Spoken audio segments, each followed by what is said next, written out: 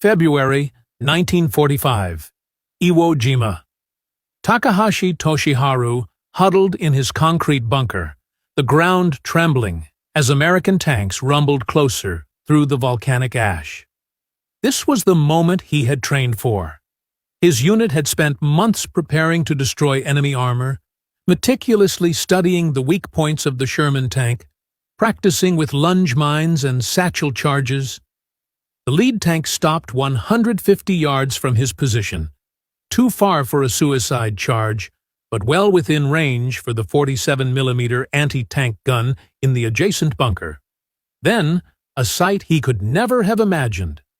Instead of a shell, a vivid stream of orange and black liquid erupted from the tank's main gun, arcing through the air like a deadly river. It struck the neighboring bunker, and Takahashi heard the immediate, horrific screams. Later that night, he confided in his diary. The enemy was burned out with a flamethrower. The flame is dark with black smoke. I could not see even an inch ahead. Takahashi survived that day, a grim exception in a unit that was largely annihilated. He had witnessed the terrifying debut of America's most effective weapon in the Pacific War, a system that would clear more fortifications in the next 4 months than any other, and one the Japanese defenders were utterly unprepared for. They never saw it coming. General Tadamichi Kuribayashi arrived on Iwo Jima in June 1944 with a singular, desperate mission: to inflict such catastrophic casualties on the Americans that they would abandon their plans to invade mainland Japan. Kuribayashi was an anomaly among Japanese commanders. Having lived in America, he understood the vast industrial might of the United States and knew Japan could not hope to match American firepower in a conventional battle. Thus, he chose not to fight one. Kuribayashi meticulously dissected every Japanese defeat in the Pacific: Tarawa, Saipan, Peleliu. The pattern was glaringly consistent. Japanese commanders met the Americans at the water's edge, launched glorious banzai charges, and were systematically slaughtered in the open by devastating American naval gunfire and aerial bombardment. Kuribayashi made a revolutionary decision. There would be no banzai charges on Iwo Jima, no meeting the enemy on the beaches, no glorious, suicidal deaths in open combat. His men would fight from beneath the earth. For 8 grueling months, 5,000 Japanese soldiers became subterranean architects, carving 11 miles of interconnected tunnels into the island's volcanic rock. The original ambition was 17 miles, but relentless American bombing raids disrupted construction. What they completed, however, was astonishingly effective. The tunnel system plunged 7 stories deep in some areas, boasting vast underground chambers large enough to house 300 men, hospitals with operating rooms 75 feet below the surface, and command centers linked by miles of telephone wire. Above ground, 1,500 fortified positions dotted the island. Concrete bunkers with walls 4 feet thick and steel doors that would open only to fire before sealing shut. Every position was designed with interlocking fields of fire, ensuring that every square inch of the island's surface could be swept by Japanese guns. The true genius lay in the connections. When Americans cleared a bunker with grenades, Japanese soldiers would simply retreat through the tunnels and reoccupy it from below. Positions that took hours to capture would be firing again within minutes. Kuribayashi had transformed 8 square miles of volcanic rock into an impenetrable fortress that defied every conventional military tactic. American intelligence confidently predicted the island would fall in 5 days. Before the Marines even landed, American forces unleashed the heaviest bombardment of any Pacific Island campaign. 74 consecutive days of aerial bombing, raining down 6,800 tons of explosives on just 8 square miles of rock. Then the Navy arrived, battleships and cruisers unleashing 22,000 shells. The island vanished beneath a shroud of smoke and fire. American planners were supremely confident. Surely, nothing could survive that kind of punishment. Intelligence officers predicted only light resistance. The bombardment destroyed fewer than 200 of the 1,500 fortified positions. The intricate tunnel system was virtually untouched, and most Japanese soldiers hadn't suffered a scratch. They waited, patiently, in their underground chambers. Kuribayashi had issued precise orders. Let the Americans land. Let them push inland. Let them believe the bombardment had worked. Then unleash hell from every direction simultaneously. On February 19, 1945, 30,000 Marines stormed the beaches of Iwo Jima. The initial waves met almost no resistance. Some Marines, to their peril, actually thought the bombardment had succeeded. It was a silence born of superhuman discipline. For nearly an hour, thousands of Japanese gunners watched the invasion force land through their firing slits. They could see the targets, hear the shouts of the Marines, but not a single man pulled a trigger. They waited in the stifling darkness, breathing in the sulfur and dust, until the trap was full. Then Kuribayashi gave the order. Every hidden gun position erupted simultaneously. Artillery from Mount Suribachi, machine guns from bunkers invisible in the volcanic ash, mortars pre-registered on every yard of the beach. The black sand swallowed vehicles. Tanks foundered on the steep terraces. Marines had nowhere to hide on the open beach. By nightfall, 2,400 Americans were dead or wounded. The Marines had advanced a mere 700 yards and hadn't even reached the main defensive line. What followed were weeks of agonizing cave-by-cave, bunker-by-bunker fighting. Marines would meticulously clear a position, move forward, only to find themselves taking fire from behind as Japanese soldiers mysteriously emerged from the tunnels. Man-portable flamethrowers offered some help, but they came with fatal limitations. An operator had to get within 40 yards of a bunker, all while lugging 70 pounds of highly flammable fuel on his back. Japanese snipers quickly learned to target flamethrower operators specifically. By the third day, Marine commanders were desperate for anything that could break this deadly pattern. That's when 8 specially modified Sherman tanks arrived from Hawaii. 5 months before the invasion of Iwo Jima, Colonel George Unmack assembled a clandestine team at Schofield Barracks in Hawaii. Unmack commanded the Chemical Warfare Service's most highly classified project in the Pacific. His mission was deceptively simple to articulate, yet almost impossibly difficult to achieve. Build a weapon that could incinerate Japanese soldiers out of caves without sacrificing American lives in the process. The problem was painfully clear. Man-portable flamethrowers worked, but their operators suffered horrific casualty rates. They had to get too close to bunkers, were slow-moving, and stood out as obvious targets. What Unmack needed was a flamethrower that could hit targets from a safe distance, carry enough fuel for sustained operations, and, crucially, protect its crew from enemy fire. The solution, once stated, seemed obvious. Mount a flamethrower on a tank. Previous attempts had been largely unsuccessful. The Canadian Ronson system, for instance, had a paltry range of only 60 to 80 yards, and its limited fuel capacity allowed for just 30 seconds of fire. Mechanical failures plagued over 40% of its operations. Unmack's team would have to start from scratch. Unmack requisitioned 25 highly skilled men from the 117th Naval Construction Battalion, the legendary Seabees. These were no ordinary sailors. They were master mechanics, welders, electricians, and machinists who had built airfields under fire across the Pacific, solving engineering problems that stumped conventional experts. The Seabees worked tirelessly alongside the 43rd Chemical Laboratory Company and the 5th Marine Tank Battalion, Army, Navy, and Marines united by a single urgent goal: They started with 8 M4A3 Sherman medium tanks. The powerful 75mm main gun was painstakingly removed, and in its place, a specialized flame projector was installed, connected to a massive 300-gallon reservoir of napalm-thickened fuel. The entire system operated under immense pressure, pushing its effective range beyond 150 yards, with some bursts even reaching 200 yards under ideal conditions.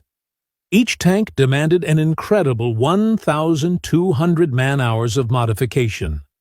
1,100 electrical connections had to be rewired, and 150 custom machined parts had to be fabricated. The Seabees worked around the clock, catching sleep in shifts beside their welding equipment, endlessly testing, failing, and testing again.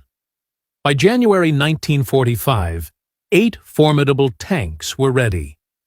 Crucially, they were designed to look identical to standard Shermans from the outside, ensuring that Japanese defenders wouldn't know they were facing flame tanks until the first devastating shot. The flame tanks landed on Iwo Jima on the third day of the battle. Marine commanders, lacking any existing doctrine, weren't quite sure how to utilize them. There was no training on how to integrate mechanized flamethrowers with infantry. The resourceful tank crews, however, quickly figured it out themselves. Their first target was a formidable concrete bunker that had held up a marine company for 6 agonizing hours. Artillery had failed to crack it, and grenades couldn't reach its narrow firing slits. 3 Marines had already died attempting to get close enough with portable flamethrowers. The Sherman rolled to within 150 yards, a range still too far for Japanese anti-tank guns to reliably penetrate its frontal armor. One searing burst of flame, just 4 seconds long, and the napalm surged into the bunker through the firing slit. It instantly consumed all the oxygen inside. The defenders died before they could even scream. Word spread like wildfire through the Marine lines. These flame tanks could accomplish in seconds what infantry couldn't do in hours. Within days, every Marine commander on Iwo Jima was urgently requesting flame tank support. Japanese soldiers had simply never encountered anything like it. Their bunkers were engineered to withstand bombs and shells, constructed from concrete and steel thick enough to absorb direct hits from naval guns. None of it mattered against liquid fire. The gelatinous fuel didn't just burn on impact, it splashed against the concrete and clung tenaciously to the walls. It relentlessly found every gap, every crack, every ventilation shaft. It poured into the elaborate tunnel systems and spread through underground chambers. Soldiers who miraculously survived the initial blast often suffocated from oxygen depletion as the raging fire consumed all the breathable air in the enclosed spaces. The psychological impact was utterly devastating. Veterans later recalled that the sound alone was almost as terrifying as the searing heat. A distinctive pressurized roar like a jet engine igniting, a sound that drowned out the sharp crack of rifle fire. When that horrifying sound echoed through the tunnels, every man inside knew that the seal had been broken, and death was mere seconds away. A captured Japanese commander later confessed to American interrogators that his men would abandon their positions the moment they heard a Sherman approaching, not when the tanks fired, but when they merely heard the rumble of their engines. The fear was so intense, it bordered on sheer panic. Colonel Fred Caldwell witnessed a scene that encapsulated the sheer desperation of Japanese soldiers facing these terrifying flame tanks. A lone Japanese officer suddenly charged out of his cave directly towards an approaching Sherman. He was alone, armed only with his samurai sword. Caldwell watched the man sprint directly at the armored behemoth, sword raised, screaming incoherently. The tank commander saw him coming, traversed the flame projector, and fired. The scorching stream of napalm engulfed him instantly. He was gone before he could take another step. All by himself against the tank, Caldwell recalled later, still bewildered, I don't know what the hell he thought he was doing. But Caldwell understood something the officer couldn't admit. There was simply nothing else to do. No counter-tactic, no defensive measure, no way to fight back against a weapon that killed from 150 yards away. The samurai code demanded action, so the officer charged and died. Takahashi Toshiharu's diary provides a chilling account of what happened to soldiers who couldn't escape the merciless flame tanks. His unit received orders to launch a desperate charge against an approaching Sherman with satchel charges. 8 men whose mission was to get close enough to destroy the tank before it could unleash its inferno. They never got the chance. The tank stopped 90 meters away, too distant for a charge. It didn't advance. Then the Marines did something even more horrifying than burning them. They deliberately collapsed the cave entrance. That night, Takahashi wrote, "We got buried alive deep under the ground. 8 people who were supposed to die by charging the tanks were deeply buried under the ground. There is no air, food, and water. It becomes a mummy as it is." He miraculously survived by digging through the rubble with his bayonet, while others painstakingly carried the debris backward in the absolute darkness. Hours of grueling work to create a hole barely the size of a human head. Of the 8 men ordered to charge the tank, only Takahashi escaped. British military researchers meticulously analyzed flamethrower effectiveness after the war. Their findings illuminated the grim reality. Conventional weapons produced 1 enemy death per 270 gallons of fuel expended. Flamethrowers, astonishingly, produced 1 enemy surrender per just 9 gallons. This stark ratio meant that flamethrowers were 30 times more effective at causing surrenders than deaths. This was a potent psychological weapon, masterfully disguised as a purely incendiary one. Japanese soldiers who would fight to the death against relentless bullets and artillery would willingly surrender rather than face the all-consuming flames. The very same men who would charge machine guns with fixed bayonets would abandon their meticulously fortified positions at the mere sight of a flame tank. Kuribayashi had engineered the perfect defense against conventional weapons, but he had no answer for sheer, overwhelming terror. The Japanese did possess anti-tank weapons. Their 47mm gun, for instance, could penetrate Sherman armor at close range. But close range was the critical problem. The flame tanks operated at a daunting 150 yards. The 47mm needed to hit the Sherman's side armor to be effective, which meant the tank had to actually pass the gun position. The Shermans never passed.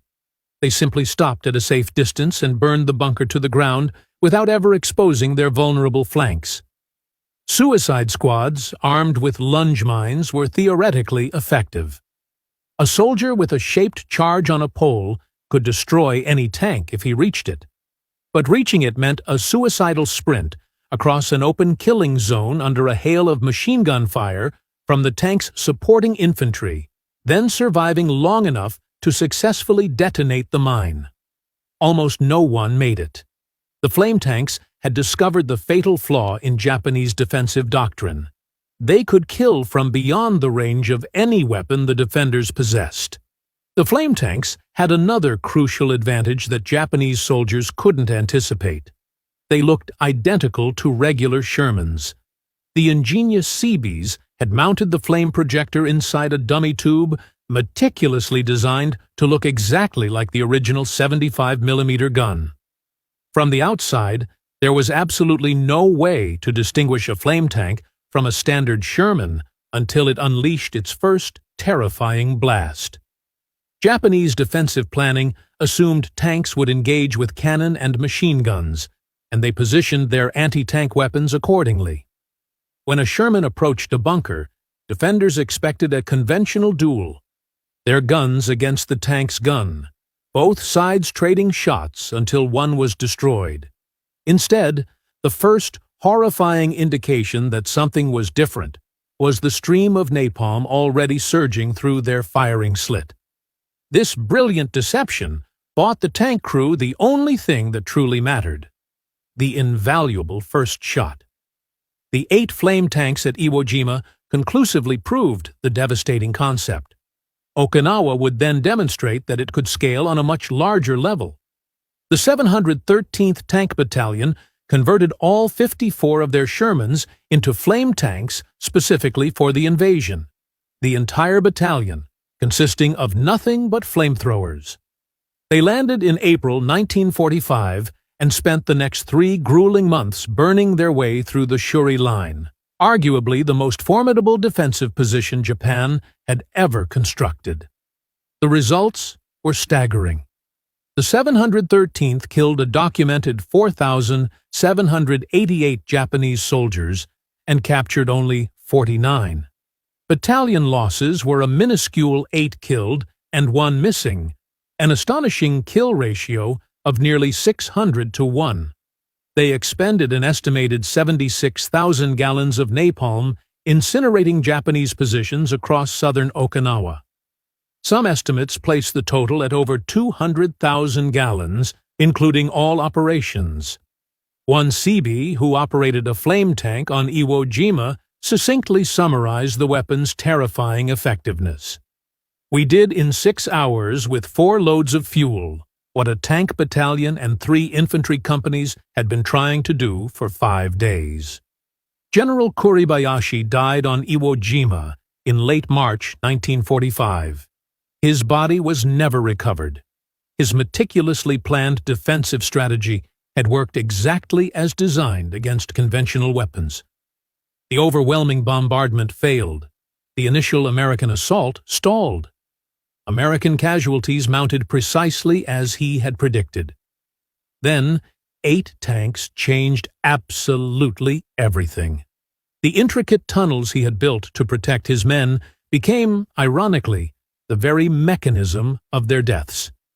The deeper they went, the more hopelessly trapped they became when the flames inevitably came. Sectors where flame tanks operated saw a dramatic 70% reduction in American casualties. These terrifying machines also killed over 6,000 Japanese soldiers, either by incineration or suffocation in sealed caves across both Iwo Jima and Okinawa. The men who operated them rarely spoke about it afterward. Many carried the nightmares for decades. One flame tank operator reportedly dreamed he was fighting fires instead of starting them. Kuribayashi had built his fortress to defeat everything America had thrown at the Pacific War until then. He couldn't possibly prepare for a weapon that didn't exist until the ingenious Seabees built it. The flames died decades ago, but the terror they inflicted remains a chilling testament to one of the most effective and brutal innovations of World War II.